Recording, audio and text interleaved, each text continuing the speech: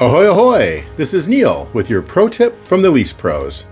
This tip seems very basic, but I guarantee you, I've seen it ignored more times than I care to count. Never sign a commercial lease that you have not read and fully understand in its entirety. Many of the commercial tenants that come to the Lease Pros for help in resolving an issue with their current lease have little understanding of its provisions beyond that of how long and how much. Whether this is because the tenant thought the other terms of the lease were take it or leave it, or because they didn't know where to turn to get reliable advice, the tenant signed without having read or without fully understanding all the terms of the lease. A commercial lease is a binding legal document. Failure to understand a term is not a defense to its enforcement.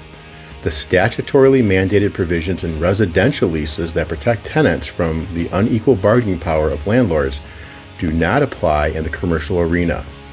Provisions in a lease that did not seem important or not fully understood at the time of signing can become painfully so later on. The following is a hard truth. A court will assume that you understood and willingly agreed to the terms of the lease that you signed. It will not ignore or interpret unfavorable lease terms in your favor because the landlord had an attorney and you did not. Landlords are in the business to make profit. They are not playing. You shouldn't either. Even though we can work with a landlord after the fact, the best time to address objectionable lease terms is before the lease is signed. In many cases, through a process of reasonable negotiation, tenant unfriendly terms can be improved or even removed from the lease entirely. You may be thinking, but Neil, what if the landlord won't budge on a particular term? It happens, but now you have the ability to make an informed decision. Now that you are aware of the unfavorable provision, do you see it as a deal killer? Then it's time to walk away. Is it just a crappy provision, like having 100% HVAC liability, but one that you are willing to live with?